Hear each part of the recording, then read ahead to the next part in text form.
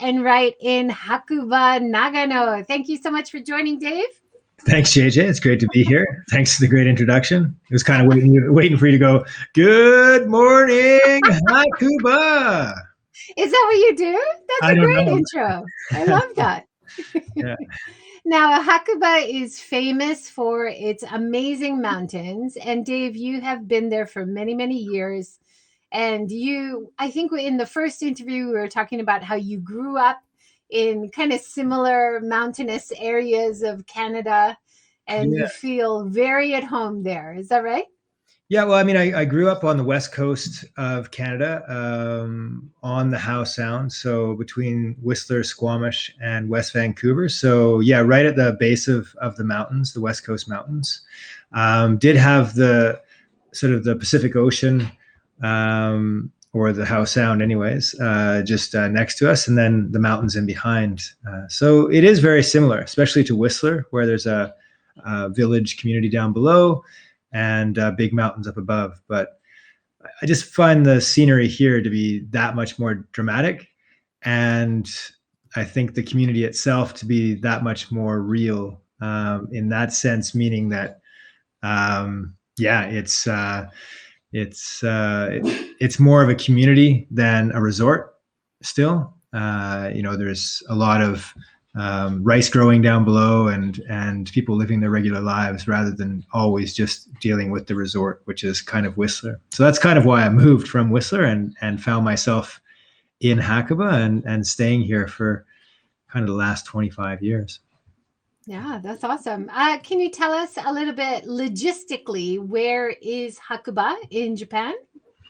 So Hakuba is really the northwest corner of Nagano, which is a central prefecture in Japan. We're about, I guess, 3.5 hours by vehicle from the middle of Tokyo. You can get here in about 2.5 hours by Shinkansen and a bus, or you can get here as well in about 4 hours with direct train from Shinjuku. Yeah, there's that little red dot right in the photo that you have there. Is Hakuba. So you can see we're actually very close to the Japan Sea. So there's actually quite a large population of surfers actually in the mountains here in Hakuba that head out to the sea and go surfing. I'm not one of those. I'm more of a mountain person or a river person.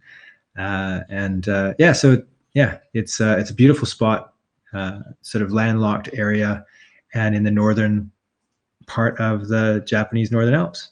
Yeah, beautiful. And you've been using this kind of downtime from the business to do some of your amazing adventures in the mountains around you, which has been so amazing. We'll talk about that in a little while. Do you want to introduce your business? Because your business is actually many things. Yeah. You're doing restaurants, cafes, different kinds of outdoor adventures. Can you kind of give us a run through? Yeah, so I mean, the main business is Evergreen Outdoor Center, and we try to take people into the nature in Hakuba and in Nagano and in Japan. And the reason for that is really to just create great experiences for people, great memories in the outdoors, create a connection between Mother Nature and themselves, to get away from the everyday grind of everyday work life, and just have some fun, whether that be with their friends, with their family, with their partner, whatever it might be, or even by themselves, and have a great time under I guess, the guidance of professionals here in the area. And then from that, of course, as you said, we do a lot of other things. We have cafe, we have an accommodation, the Cafe Roots Cafe, which is a vegan cafe. We started that 12 years ago here, and unfortunately this year it was closed a lot. We really didn't have the business. We didn't have the business on the ski field. Then, I mean, last year was a hard year because there wasn't snow down to the valley. And so it was closed for a bit. It's been a difficult 2 years there. this year, because of Corona, the lift next to us, just right out here outside my window, there's a lift and a ski field called Kokusai Run, which means International Run, which is aptly that I took up residence right next to International Run. But it was closed, and then they closed the actual run from the top because patrol didn't want to have issues on sort of steeper areas. So we really saw very little traffic in this area. So that was difficult, obviously, for that business. For our ski school business, people came to us here, but it was all people residing within Japan, of course. Yeah. And then hey, shouting out to Blinky Bill from Melbourne and Jack Boston joining from YouTube. Thanks for joining, guys. It's great to see you here. Awesome. And so you were talking a little bit about some of the businesses you had a slowdown, but before we started, you said actually for some of the winter sports and stuff, you didn't really see that many decrease in numbers. Is that right? When was that? Last year? Last year or this year, or did you during coronavirus? Last year we had we had an increased start to the season, but we had a definite decrease, at the end of the season. So from mid February, we started to see people canceling, seeing especially Asian clientele from Taiwan, Hong Kong, China, Singapore, starting to cancel first. Then we started to see no increase in bookings that we might usually see in the springtime for spring holidays, those types of things. And then this year, wow, what a dramatic change. We're down 90% from last year of our business. So, that was really hard. Our team last winter went from 260 to 47 members this year, which was still hard to provide work for all of them. We were lucky that we were able to give some assistance through government assistance to all of our staff in times where we really had no work. I think that was one thing that Japan has shown has been good, but I think it's time to get off of that track and get back into regular work and really try to get people back on the job and on the job site doing things is obviously much more I think fruitful for the companies and for people's spiritual side as well, that they're actually doing something in their lives. That's a huge shift from over 200 to 40 staff. And of course, you need highly trained staff who understand what they're doing. It's not like somebody who loves skiing or snowboarding could just become a teacher right away, right? Well, I mean, amazingly enough, you can go through sort of a week course and become a ski instructor. My son did this year, and at 15, he was old enough to take his Canadian Ski Instructors Alliance certification level 1, and he did.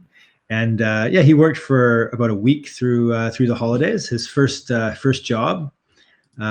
So he was pretty stoked about that, but he found it very hard. It's long days. It's definitely work. It's not just play. I know a lot of people think, oh, it's just having a good time and going out skiing, and what a great life. But it's work. It's definitely work for sure. Yeah, I know you take avalanche safety very, very seriously, and you're one of the only places, if not the one of, are you the only place that does avalanche training in Japan? No, definitely not the only place. We're one of the first places, or the first place to do recreational avalanche training. We're definitely the first place to do English avalanche training. I know I can say that, but there's a lot of different organizations, a lot of different people doing avalanche training. There are about 4 or 5 areas that are maybe giving the same types of courses that are the Canadian avalanche based courses within Japan. Whether they were providing them this year or not, I'm not too sure. I think there was a few that were not. Sometimes they have instructors coming from overseas to provide those courses, and this year, of course, no one was coming from overseas. So we continued to give them this year, and yes, we did see a lot of locals that now had a lot more time than they might usually do in the wintertime to come out and take those courses. So that was good. That was really good. How long do the courses last? How long does it take for someone to become certified? So with the Canadian system, there's a 2-day basic course that is your avalanche safety training level 1 course. And I've always found that to be too short. So I couple that with the companion rescue skills, which is a full day of just rescue, companion rescue, which means when you're out there with a group of 4 people and maybe someone gets buried in an avalanche, that the 3 of you know how to do a proficient rescue. So we add that onto that to make a 3-day program. And that's our basic program. So that's the first program that we provide, is the 3-day program. So it ends up looking like it's a little bit pricier than other people's programs, but it's actually 2 certifications in one 3-day course. It also makes it a little bit more difficult because it's not just over a weekend, which can, sometimes make it hard for people because they have to take a Friday or a Monday off or something like that. Yeah. And then we have a 5-day course as well. Sorry. So there's a 5-day course, which is more of an advanced course. So it builds on those 3 days, goes further into snow science, into more forecasting, into better trip planning, and also we do more rescue and higher skilled rescue scenarios as well. It's so important. You were talking in about the photo. You can see Bill. Unfortunately, Bill wasn't able to make it over here this year. Old man Bill glued. Shouts out to Bill. He is an amazing avalanche professional. He's in Alaska now, which is his home for usually just the summers. But this winter, unfortunately, he was not able to be over here with us. What is he doing in that photo? Yeah, it's he loves to get all touchy-feely and sing songs in class and that sort of stuff. That was one thing we were missing this year, were the songs. And also what he has here is a bit of a tilt board. So he takes different materials to show sort of the different types of densities of snow. So he'll take sort of like mashed potato flakes, and he'll take sugar, and he'll take some cornmeal, and he'll say, okay, this is this type of flake, and this is this type of flake. And when they're sitting on top of each other on this type of terrain, on this angle, what are we going to see? And so basically he's just showing in the classroom what we might see out in the field on a certain degree of slope. So it's always interesting, and it allows the students to get around and actually get a hands-on and get a good idea in their brain about, okay, what angles are we looking at that are safer or less safe when we're out there.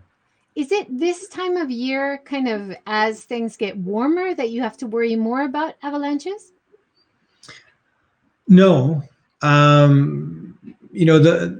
The most amount of avalanches happen as the snow falls. So during or just after a snowfall. So, during the winter time, it's probably where you have the most avalanches. Really early season, we see quite a few drastic avalanches because things don't really bond all that well early season. We have quite dramatic storms coming up, and it's a change of season. And then midwinter, January, February, we start seeing some large storm snow cycles, storm snow avalanche issues.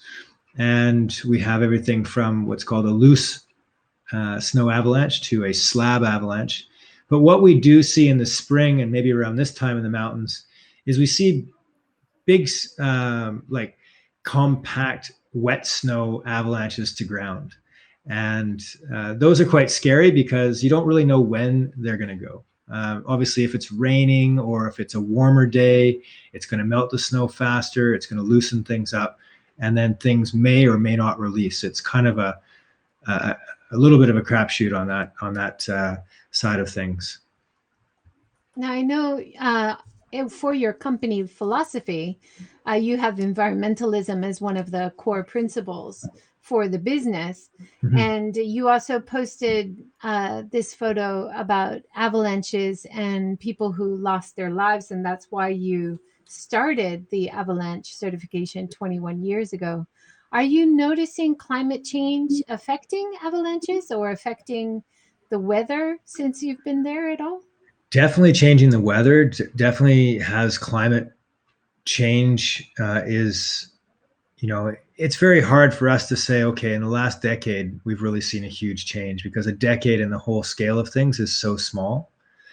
But I think that what we see is a definite climb in warmer seasons, shorter seasons, erratic temperature spikes, erratic weather patterns.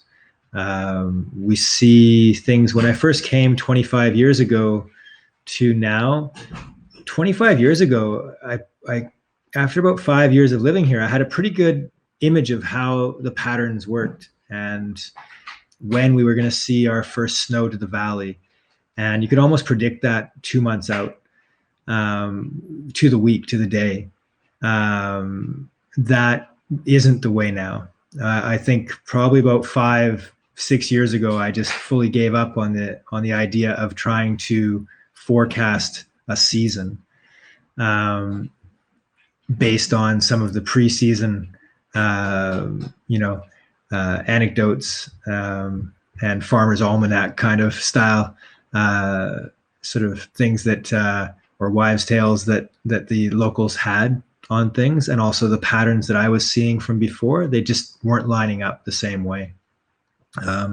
What we saw as a regular season say maybe last decade, this decade we're looking at more or less snow and shorter seasons. And this year everyone was like, oh, it's the best season ever, sort of thing. And it really wasn't. It was amazing early season, and we had some amazing snow, and probably the most amazing thing for the locals here, trying to forget about the fact that there was no work, was that there was a lot of powder to play in and no one there really to share it with them. So people had a lot of room and a lot of space to do things. So the photo you see there is kind of fresh tracks on a very easily accessible face in the backcountry up above Sagayake, where I sort of leading a group of people, and in the far background you can't really see probably with the untrained naked eye, but there is a large avalanche off the back area there, and Wow. sort of where the wind is blowing the snow off the peaks, and you can see the debris down into the valley. And I sort of put this post up because it was 21 years to the day of 3 Kiwis dying off the back of Hapo that I was involved with in the rescue. And well, to say a rescue, we tried to rescue, but they unfortunately weren't wearing the proper gear, and they were just in the wrong place at, let's say, the right time and without the proper gear.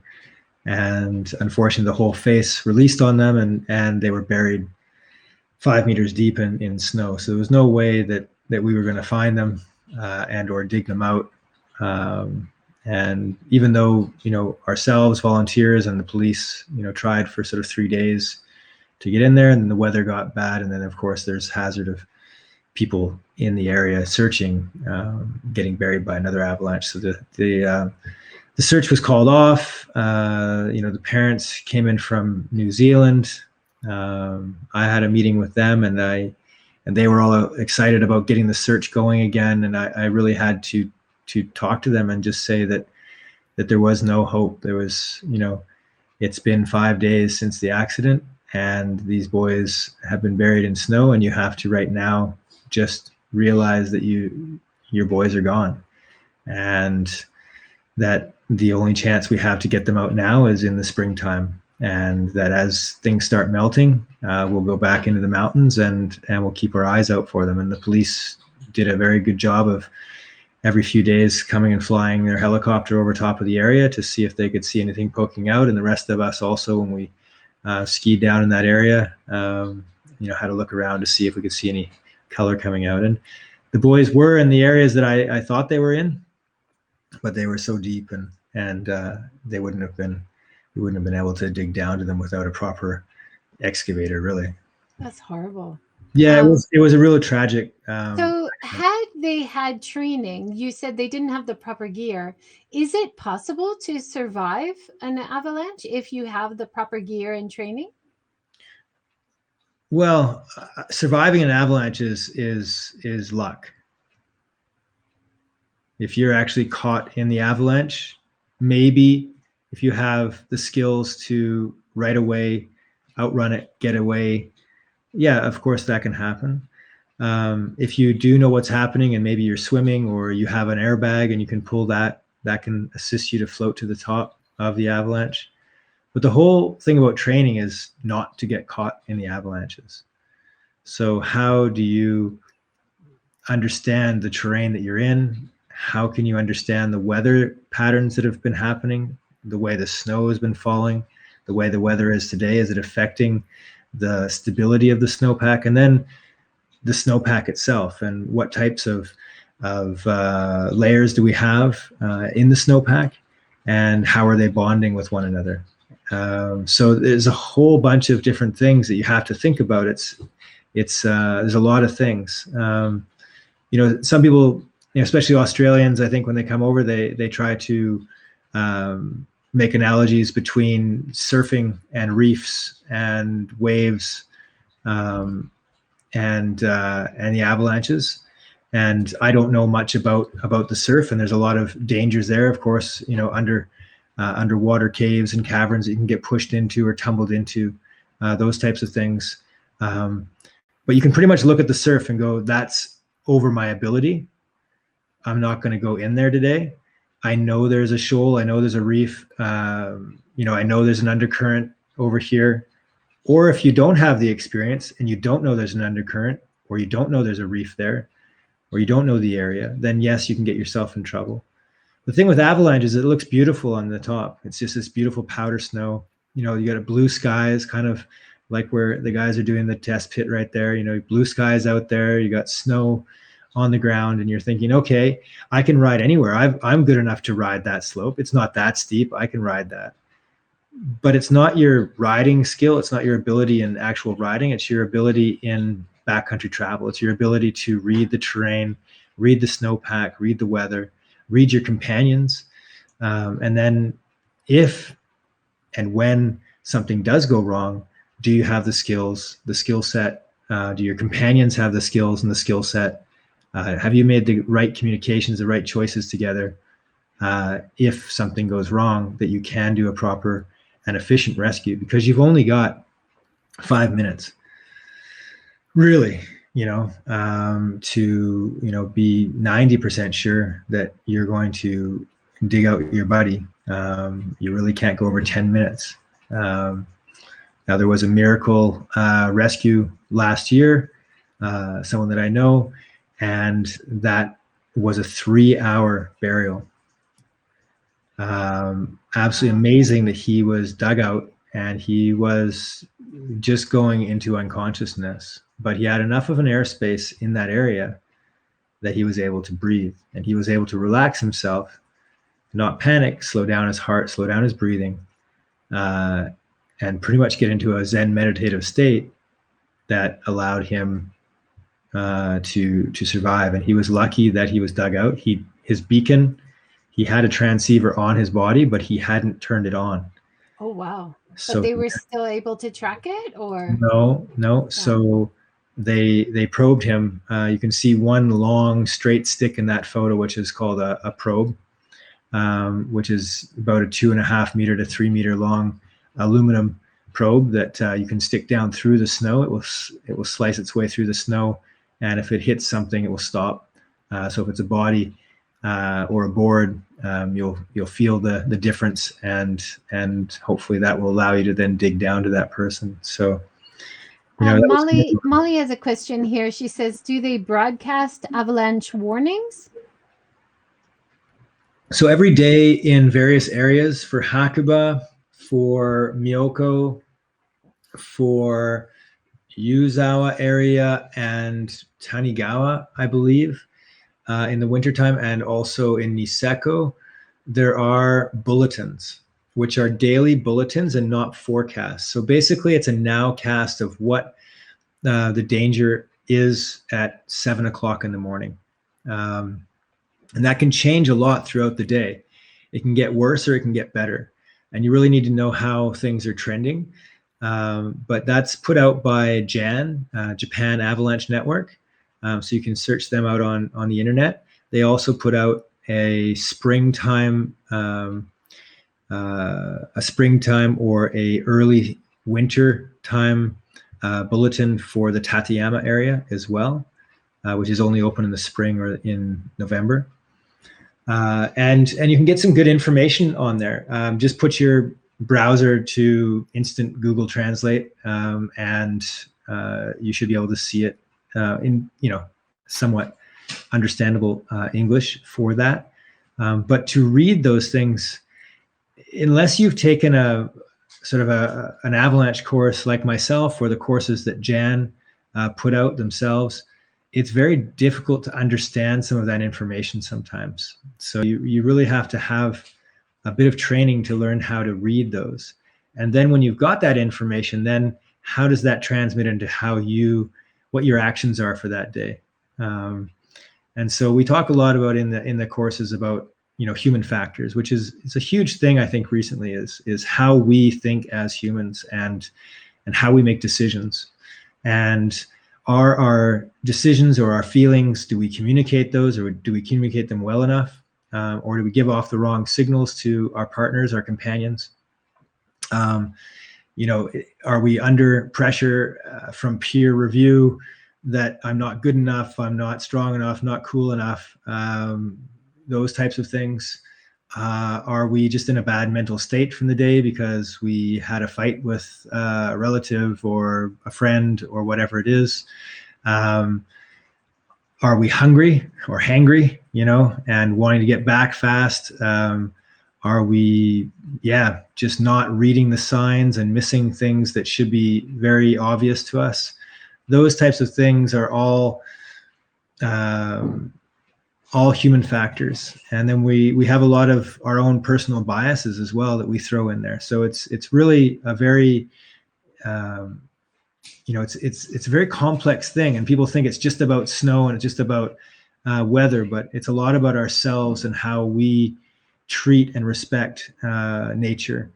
And that really comes down to, again, our sustainability talks. And, how do we see ourselves in this world, in nature, and are we taking the obvious, signs, and are we observing those, and are we doing anything to change, or do we just keep walking into more and more pollution, more and more devastation of forest areas, our schools of fish, whatever it is? Are we ourselves observing these signs and then making the changes or the right movements to then protect ourselves? Because that's what it is. It's protecting ourselves to protect our world or our environment around us. That's protecting our offspring as well. So these are things, I guess, that can be translated into really anything we do in life. And I think that's one thing that we try to do here at Evergreen, and with our camps, our summer camps, and our school group camps, is we try to get youth into nature to observe for themselves really what is there for them, and what can they learn from the environment, and what can they do to respect or protect these amazing spaces. Because without these amazing wild spaces, we as a species ourselves won't be able to sustain ourselves. And what a boring planet it will be if we all have to wear gas masks like it's Mars. And I have people now all excited about traveling to Mars and exploring terrestrial or outer terrestrial areas. And I just think, wow, there's so much to explore here on Earth. There's so many things we don't know about our own planet and our own bodies, and whether it be metaphysical, physical, and there's so much that needs to be done to protect this beautiful home that we have right now. So much energy needs to be expended to protect these things right in front of us. And some people argue the fact that, well, by going to the moon, by going to Mars, we're learning so much. Things are changing so much faster, and because of these things, because of this huge investment by governments and private investors into these endeavors, we're able to find out things that we may never have had the chance to find. Or on Mars, we may find the cure for cancer or something. I think these are really long shots. And I think that there's so much more that we need to be doing here and focusing on here, just in our daily lives. Definitely. And this idea of burning massive rocket fuel to get to extraterrestrial planets, to then it's going to save our own home planet. I don't think so. I had a great talk in the series with Elizabeth Tasker, Dr. Elizabeth Tasker, who's an astrophysicist, and she studies planets that might be habitable. And she says, there aren't any like Earth. Earth is very special for so many different reasons. So the idea our solar system anyways, right? We've messed this one up, we better go somewhere else. Just, it's not a very good argument, and we should really appreciate what we have. So it's a very good argument for sustainability, for sure. Yeah. No, I know that was kind of a long-winded rant there, maybe, going from avalanches to kids camps to Mars, but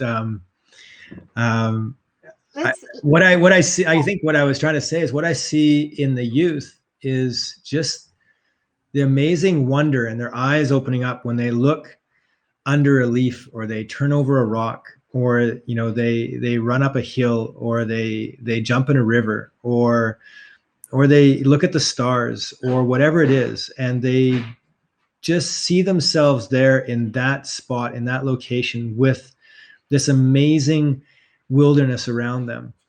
And the fact that they're connected to this, and that they learn so much, and they come back with amazing questions, of which, of course, we don't have all the answers.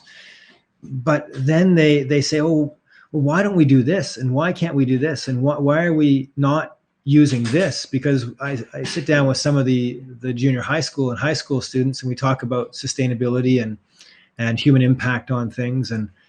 And we do some poster projects as well after we've done our hiking trips, and they've navigated themselves for 2 days through the mountains, and they come back and they've got a fresh look on a bunch of things. And we sort of talk about the sustainable development goals and of what do they feel is something that they can be involved in and change, and a lot of them, because of the environment they're in at that moment, talk about life above Earth and or life below the water and or climate change and those things. But I would say that probably 80% of the girls in the course talk about equal rights.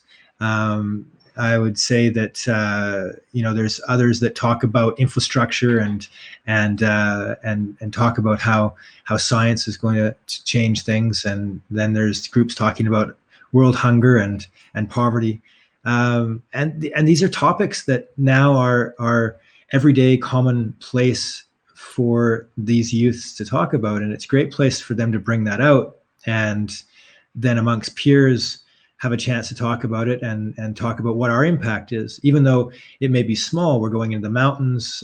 How are we going to minimize our impact on our travels, and what sort of things are we going to do that? And it really comes out with some great discussions. And I'm like, sometimes quite amazed at some of the actual discussions that we get out of the youth as well. No, it's a great thing. And there aren't enough outdoor education experiences, I think, especially for kids in Japan. I grew up going every summer, going away to do some outdoor experience summer camp. And it is a great way to reconnect to nature and also accept yourself and your own abilities and learn about survival and learn about how to cook outdoors. And you just build so much confidence that way. I think it's great that you're doing these summer camps. It's awesome. Yeah, thanks. I see some pictures that you've got up on the board. Yeah, I want to talk about this because you said after 25 years you have wanted to do this big challenge, and you did this huge, amazing challenge recently. Can you tell us about it? Yeah, it wasn't the first time up those mountains. I've been up those two mountains quite a few times, in the summer and the winter and the spring and the fall. It's Hakuba Yari on the left-hand side, Looker's left, and Hakuba Shakushi on the right-hand side of those two mountains there. And they're both just over 2,900 meters.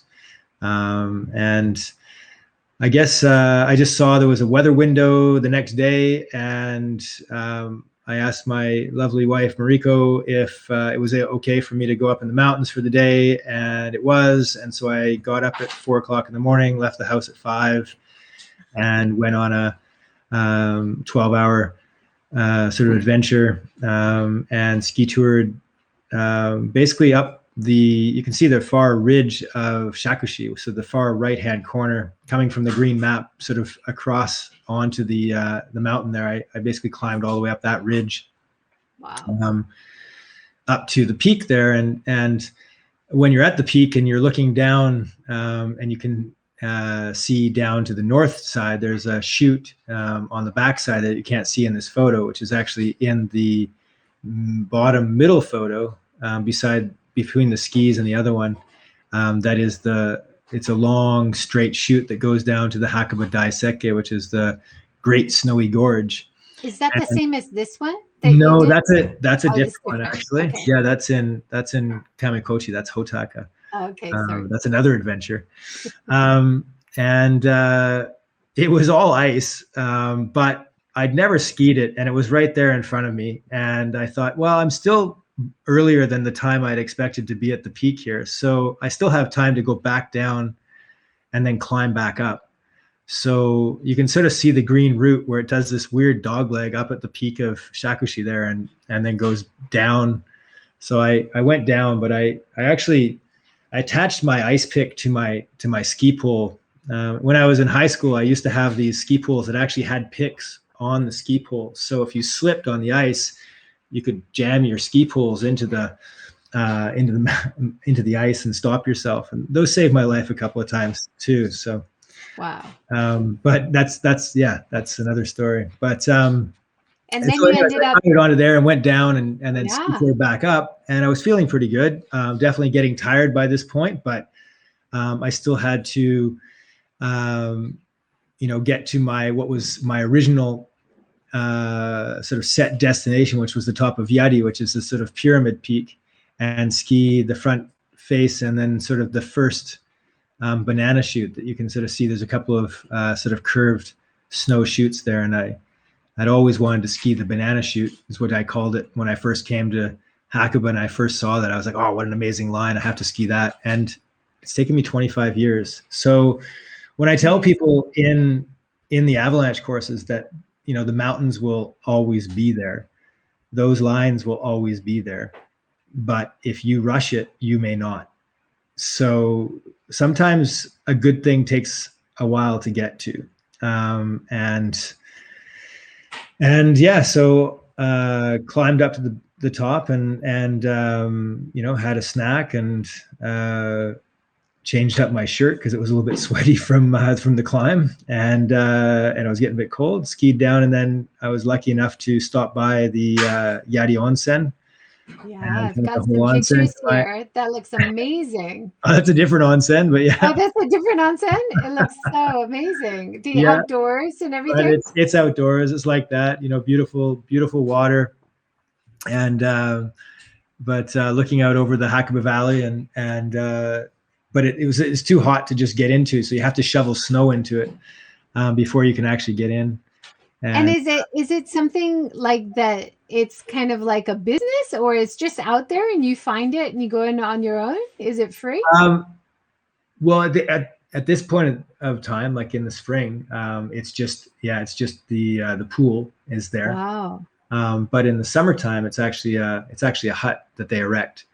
They erect it every year, and then they take it down every year, because it would be taken out by avalanches or snowfall. Because it snows, about 10 meters of snow, or actually doesn't snow that much. It snows more than that, but that's how much actually settles on the ground. So the place collapsed under the weight of snow. But and then skied out, I guess, from there. So skied down and skied back up and over top of the ridge again, and out to the road below, and that was it was a good day adventure and a good thing to push through, and I felt good. It was definitely a couple of times where got a little bit shaky kneed up on steep ice by myself. I always tell people they shouldn't go in the mountains by themselves, but I guess sometimes you did. Is it okay if you've had as much experience in training as you had, or it's still not a good idea? It's obviously riskier. I mean, but sometimes in a lot of these places, if you fall in these places, there's not much your partner can do, other than hopefully go down and you're not that bad and help you and provide first aid possibly. Yeah. Of course, if you're roping up and using ropes and short roping and those types of things, that's always good too. Blinky Bill says, got the good sense to stay away from the possible eruptions. That one that caught the hikers was horrible. I haven't heard of that. Did that happen in Japan? That was on Ontake. That was 10 years ago, I think now. Okay. And that was Mount Ontake, which is a very spiritual mountain for the people in Gifu and Kiso, Nagano. And it actually blew up. It's quite a popular mountain to hike, and that was in the summertime. And there were, I don't know how many people, it was over a dozen people, I think, were lost, buried in ash or hit by boulders, that type of thing. So, but I mean, those types of things, like avalanches, like tsunamis, they are somewhat unpredictable natural disasters. Unlike climate change is a predictable natural disaster. And it's something that we are having a hand in. Avalanches can be somewhat predicted if you have the knowledge and the background to find those things. So those are, getting hit by a bus truck walking across the road. I mean, I watched one of those guys with the old age sticker on the back go straight through a red light the other day, so anything can happen. So you got to be aware. You got to have what we're talking about. You got to be observing the signs. You got to be, whether you're in nature or in the city, on the sea, in the mountains, whatever it might be. So I think it's just, keeping your blinders wide. Yeah. And appreciate every moment you have in good health, for sure. And this thing has been able to do that. I've been able to appreciate things. And you've got a picture there of myself and two of my guides, Johnny and Kinga, and we went to Kamikochi, and that's a photo from Kappabashi. For anyone that's been to Kamikochi, it's an absolutely beautiful natural park.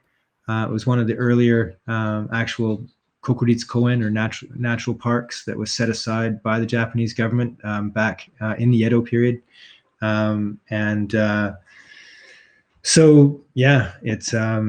It's absolutely beautiful, and the river that runs through there is so clean and so pristine. And from there, you just start walking up into the mountains, and we had quite an adventure. And we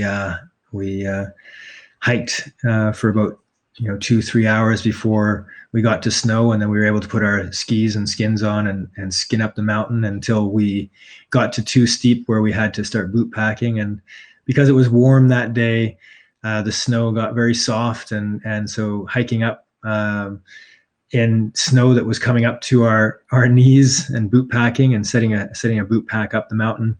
And then we got up the top, and then it was a rock climb with our skis and 25 plus kilogram packs on our backs in ski boots.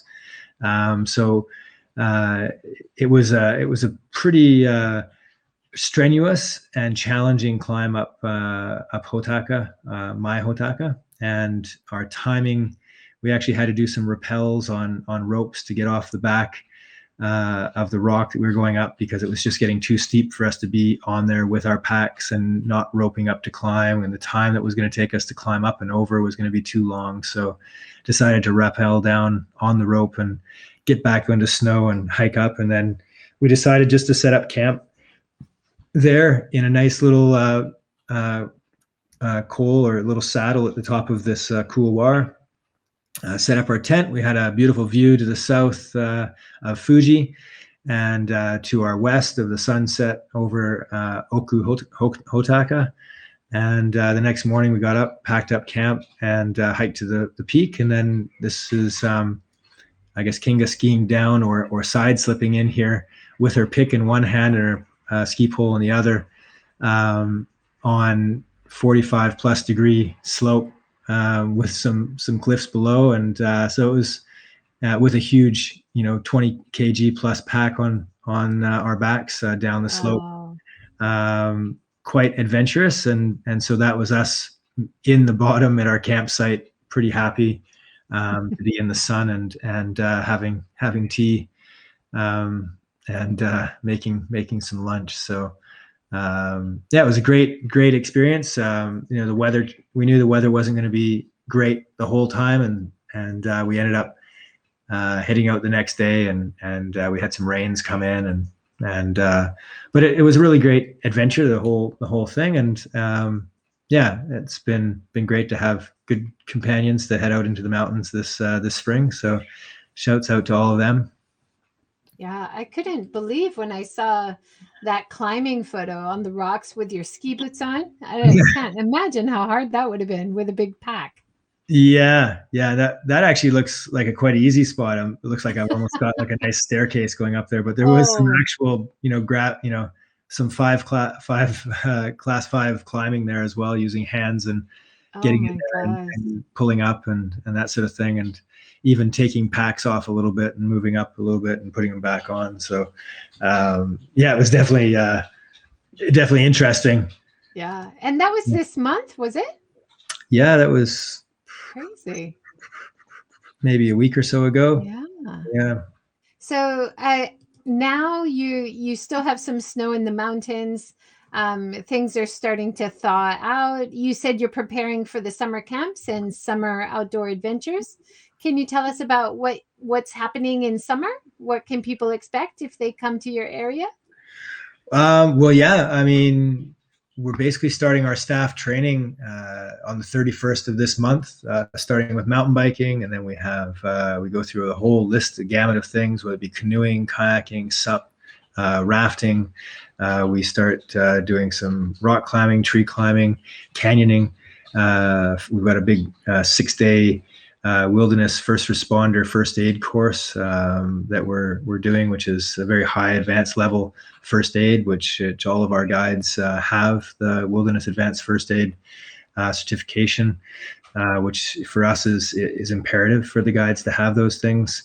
And then some counselor training as well, as far as child safety protection, talking with children, all sorts of different things. Of course, the corona things that we're going to have to be doing as well, and then having a couple of staff barbecues and enjoying just getting ready for starting up our camps, which start on the 27th of June. Wow. We run, I think it's 4 10-day sessions and 2 5-day sessions through the summer. We have about 200 youth already signed up for these camps, and we kind of max out at about 400 for the whole summer. And at every camp, we have about 60 campers. And so that way, and we break it down into 3 age groups. So it's I guess actually we've got sort of 4 camps running simultaneously over 10 days. Wow. And those are broken down by age as well as residential and day camp. So we have 6 to sort of 12-year-olds for day camp. And it's mostly the younger kids for the day camping. We usually see about 6 to 10 years old, maybe, for the day camping. And then we have 7 to about 10 for the 5-day camps, which is the Water Wizards and the Mountain Masters. And then we have from 9 to 12 years old for the Earth Explorers, which is a 10-day camp. And then we have from 14 to 17 for the Japan Alps Leadership Program. So it's Japan Alps to shorten. And that's what I was talking a little bit before. We have some sustainability talks and, those types of things. And the children and the youth, they get to do all sorts of these amazing adventures, activities, maybe not at the same level as the guides do in their pastime, but definitely to I guess a level that they have a lot of fun. It challenges them. It allows them to be maybe a little bit out of their comfort level, or to help others that are out of their comfort level, and to really feel this communication, this connection, this teamwork. We have a lot of things that are teamwork based.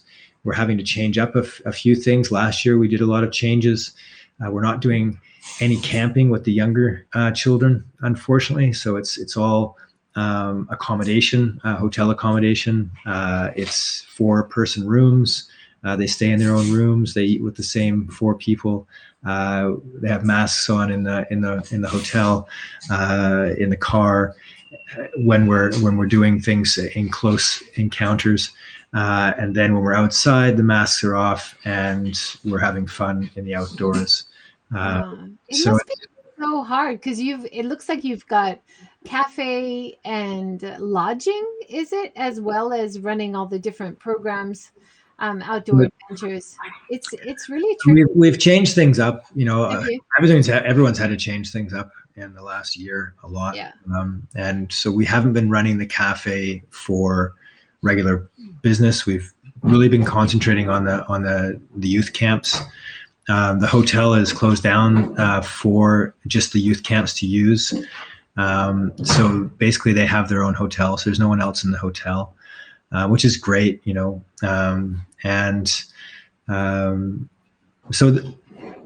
sort of compacted and really just focusing on what is the core, what is the most important thing. And right now, I really believe the most important thing is to try and get youth out of the cities, away from their screens, in the fresh air, running, shouting, not being told to don't do that, don't do this. Hey, you're making too much noise. I had a fellow on the trail last year. He was coming down the mountain and we were going up, and this is the older kids, and I let them space out and take their own time. We have a person a lead guide in the front, and they're out there with their maps and they've planned their own trip. And so they're really in charge of themselves. They have to stay in their groups, but they move out in front. And yeah, of course they're talking. Of course they're having a great time. And they went by this guy, and he as he passed me, he just shushed me, and they're being too loud, and Corona. And I was like, we're in the mountains, if it was Tokyo on the subway, okay, I understand, right? But we're in the mountains. Like, I want them to go out there and scare off the bears. I don't, if they're shouting and screaming, I know there's no bears around because they're not going to be from 100 miles away, right? And that's great. And and I sort of said, okay, well, yeah, you've got a point, but not really. And then when I came back down, this guy had strategically parked his K-van, like the old guy that parks his K-van and then cooks just outside his K-van and stuff like that. And is cooking outside his K-van just at the exit of the trail. So that's where the most amount of people are going in and out of the trail entrance and exit. And I'm like, if you're that concerned, why wouldn't you park on the other side of the parking lot away from everyone? So he really didn't have, it's so much easier to see what other people are doing wrong than to see what you're doing wrong yourself. Isn't that typical of the human condition? There you go. Yeah. So anyways, yeah, these camps are great. It really, I think, allows the youth to get out and as I was saying, it's we need to get the youth out. They're not even going to school. They're not having no social communication together. They're wearing masks. They're not allowed to see each other's faces. And they're not even, I mean, in Japan, a lot of schools have been back. I know abroad, a lot of kids are just having the weirdest 2 years studying from home and having no social interaction at all. So are you kind of thinking next year might be kind of back to normal and you'll have more people coming from abroad? We don't really know yet, right? Well, this next winter, I don't think so. I think we're going to see a very similar winter this year. Already looking at the forecasts, looking at the vaccination rollout in this country, and I don't think that we're going to be open. Our borders in Japan are going to be open as they were 2 years ago for this next Christmas, New Year's. And we may not see things open up until this time next year. So this year, I'm thinking that the winter is going to be, again, very, very similar. So people that are in Japan, again, you've got another amazing chance to get up to the mountains and enjoy some amazing powder snow in the mountains. Without any crowds or long lines at the lifts, right? Especially if you have the chance to get here midweek. I mean, you will have the whole resort to yourself. Absolutely, hands down.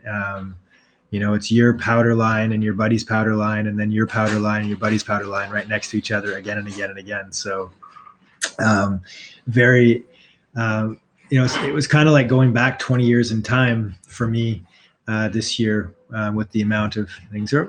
Even that, things have changed. But as far as the amount of people out there on the ski fields in the powder, it was definitely far less people.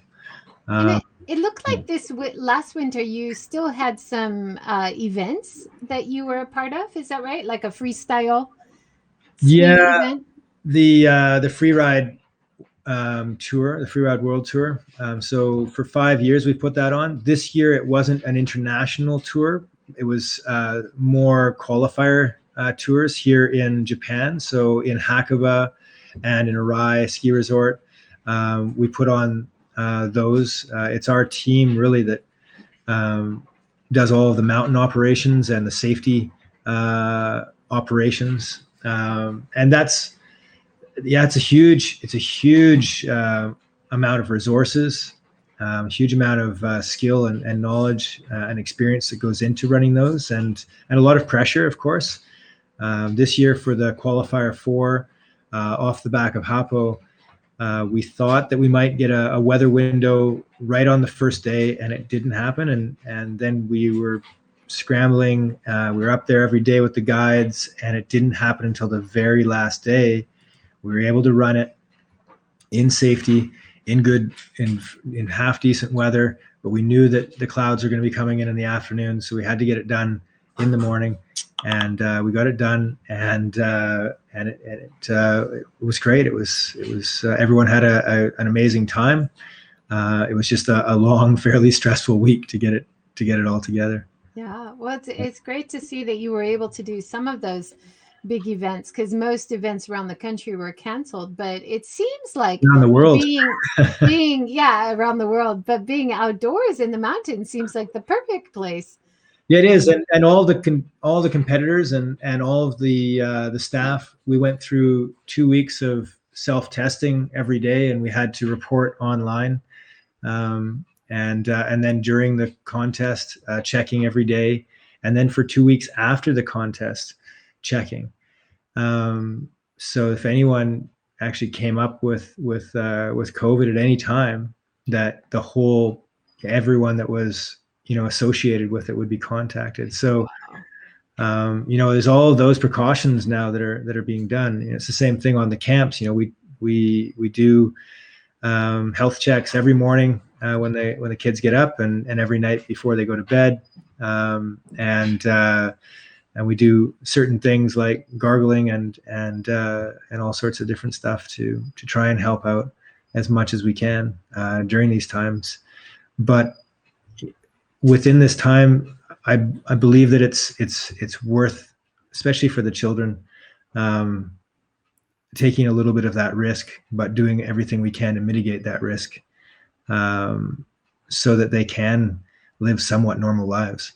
To just think that we can shut our kids up for 2 years and think that they're just going to come out of that, like nothing ever happened. I don't think is actual, is going to be real. So I think getting the children out there doing things. Last year we didn't have any issues, knock on wood. We had a whole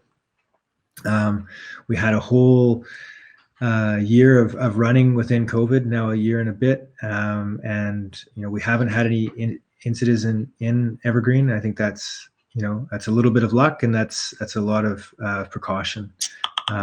And we've done everything we can to reduce that, just even within our own staff and staff housing, staff meals, how we were providing those, how we had people sitting just around all the just the hand sanitizer and cleaning and the extra cleaning that you do. So there's a lot of extra work that needs to be done, of course, and everyone knows that. Now we've been living with it for a year, so it's nothing new, and hopefully now that people also know that, then when we ask the children to do certain things for certain reasons, they've already into that pattern of doing things. So I really hope that and feel that we can do these camps again with relative safety and come out on the end and just have really, really happy campers with great experiences of camp, and gives them a newborn passion again to get out and be social and do things away from their devices and away from screens and with their friends and peers in the outdoors. So really, really excited about doing more of these camps this summer. Yeah, I hope so. And it's so nice to catch up with you after a year. And I'm so glad that you've been able to hang in there. I know it's really tough. I hope you can continue to keep you and your staff busy enough with domestic customers and really enjoy that amazing place where you guys are, and enjoy the less crowded mountainous areas for yourself. And I think tourism and people will come back sometime from next year, hopefully, and hopefully domestic tourists can come and enjoy it this year. Yeah, well, definitely. If you do have the chance, anyone that's out there listening, or have friends or know anyone that are interested to get out of the grind and into the mountains and or the rivers or lakes this summer, I have a whole crew of friends that come up from Nagoya every year and go camping at Aokiko, which is a beautiful lake, and they spend their time out supping and canoeing and swimming in the lake and doing barbecues on the side of the lake. And they've pretty much raised their kids there over the summers for the last 15 years pretty much. And it's great to see them back every year. And yeah, it's a great chance to get out of the city. And if you are coming up, definitely give us a call, and if you're interested in sending your kids up, or you want to come up with them and put them into day camp and then do some activities yourself, or relax, or join one of the yoga workshops in town, or those types of things, go for some walks, enjoy the cafes in the area. I mean, Hakuba is a beautiful area that just in itself as a community to explore. So definitely people looking for something to do for a week or even a month. I know we had some people that just came up last year and didn't go back. They're still here. I love that flexibility. I'm very jealous. Well, I think some people that are working remotely have just decided, well, why am I in Tokyo? Exactly. Why am I not? If you have an internet connection, you could be anywhere, right? Well, people have been telling me, yeah, I got faster internet than in Tokyo or London, so why not be in Hakuba? So that's fantastic. What's the website address? Just to end it on, if people want to reach out. Sure, it's evergreen-hakuba.com. That's awesome. And I'll put the links below as well. Thank you so much again, Dave, and keep up the good work. And please don't give up. It'll be hopefully, fingers crossed, worth it in the end, and things will start looking up in the next few months, I hope. But it'll all be worth those smiles on the summer campers' faces when they're out there having a good time. Trust me, it'll be awesome. Awesome. Yeah. Great stuff. Thank you, everybody, for joining today. And tomorrow morning, I'll be talking to Pablo on HAPS early morning and have a little chat with him. That'll be fun. I think that's from 7:30 Japan time. I'm not sure about California time yet. And then 9 a.m., I'll be talking with Ruth Eisling.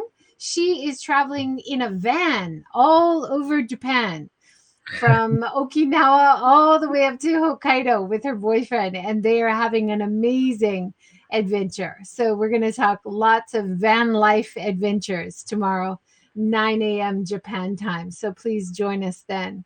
Thank you so much, Dave. Everybody take care. Have a great night. Thanks. Thanks. Bye.